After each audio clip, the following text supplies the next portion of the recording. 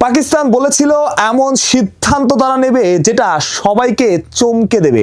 আসলেই চমকে দিল পিসিবি। পাকিস্তানের চমকে দেওয়া সিদ্ধান্তে আইসিসিও এলোমেলো, আইসিসি সব পরিকল্পনা এলোমেলো হয়ে গেছে।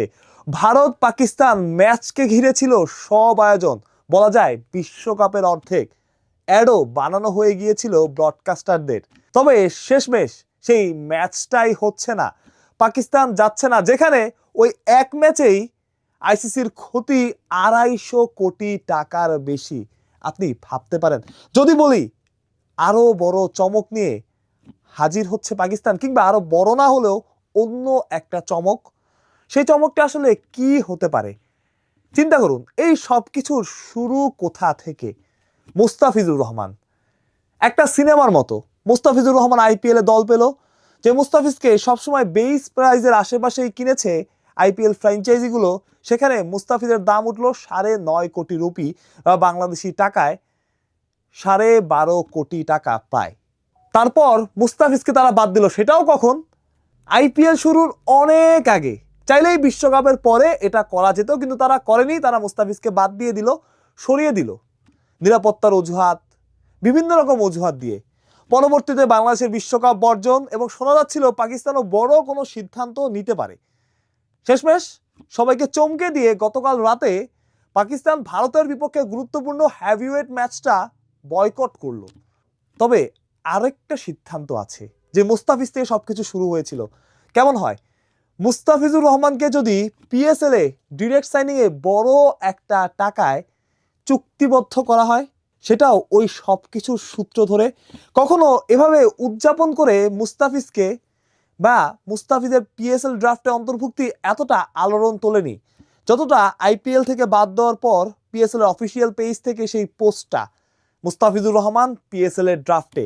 বড় একটা সম্ভাবনা আছে, আমি জেনেই বলছি, কয়েকদিন ধরে বিভিন্ন রকম গুজব খবর উড়ে বেড়াচ্ছে মুস্তাফিজুর রহমান এই দলে সেই দলে, এই দলে ডিরেক্ট সাইনিং হতে পারে। তবে আমি জেনেই বলছি, মুস্তাফিজুর রহমানের একটা বড় সম্ভাবনা আছে ডিরেক্ট সাইনিং এর, এবং এটা বড় অঙ্কের টাকায়।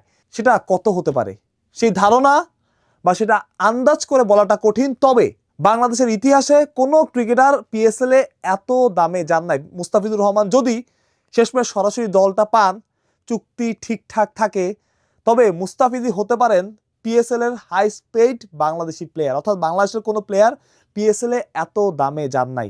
এটাও একটা চমক। এই কারণে আইপিএল থেকে তার বড় একটা অঙ্ক ক্ষতি হয়েছে, বড় একটা টাকা লস হয়েছে। পিএসএলও বোঝাতে চাইবে যে আমরাও পারি নিতে। হয়তো সেটা 9.5 কোটি হবে না, 12 কোটি হবে না, বাট বড় একটা অঙ্ক, যেটা ড্রাফটে গেলে মুস্তাফিজ বা নিলামে গেলে মুস্তাফিজ হয়তো পেতেন না। সরাসরি চুক্তিতে গেলে সেই টাকাটাই মুস্তাফিজুর রহমান পেতে পারেন, এবং সেটা বড় অঙ্ক হতে পারে। এটাও একটা হবে চমক এবং একটা জবাব। আপনি যখন টেকনিক্যাল মুভ নেবেন, এখন তো খেলার বাইরে অনেক খেলা চলে, সেই বাইরের খেলায় আপনাকে টেকনিক্যাল মুভি নিতে হবে। পাকিস্তানের বিশ্বকাপ বর্জনের যে হুঙ্কার, সেটা ছিল ওই একটা টেকনিক্যাল মুভ। তারা কখনোই বিশ্বকাপ বয়কট করতো না। বিশ্বকাপ বয়কট কেন করবে? কোন যুক্তিতে করবে? কোন লজিকে করবে? তারা করতো না।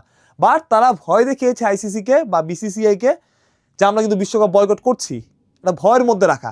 তারপরের যে সিদ্ধান্ত পাকিস্তানের ভারতের সাথে বিশ্বকাপের ম্যাচ বয়কট করা, আপনি চিন্তা করে দেখেন, সেটা চাইলে কিন্তু 1 সপ্তাহ আগে দেওয়া যেত, যখন পাকিস্তানের প্রধানমন্ত্রীর সাথে পিসিবি প্রেসিডেন্ট বৈঠক করেছেন। কিন্তু তারা এটা ঝুলিয়ে রেখেছে। তারা চেয়েছে, বলেছে শুক্রবার সোমবার, শুক্রবার গেছে, তারপরে রবিবার আসলো, বৈঠকটা হলো, বা যে ঘোষণাটা দেওয়ার কথা সেই ঘোষণাটা আসলো।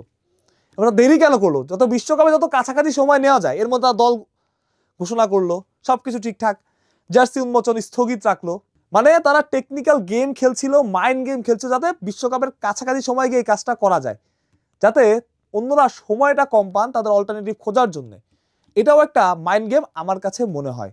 যত কাছাকাছি সময় যাবে, তত বিকল্প কোনো পন্থা খুঁজে পেতে তাদের প্রতিপক্ষ বলি, তার সাথে যাদের লড়াইটা মাঠের বাইরে বা যেখানেই হোক, তারা যে কারণে এটা বয়কট করেছে সেদিক থেকে থাকে, তারা এগিয়ে থাকে। তেমনই একটা মাইন্ড গেম হবে মুস্তাফিজুর রহমানকে যদি ডিরেক্ট সাইনিংয়ে নেওয়া হয়। নিশ্চিত করে যারা মুস্তাফিজকে বাদ দিয়েছে, তারাও হয়তোবা পিএসএল এর পারফরমেন্সে মুস্তাফিজ যে দলে খেলুক, মুস্তাফিজকে মিস করতে বাধ্য। মুস্তাফিজ সেটা করাবেন আমার বিশ্বাস।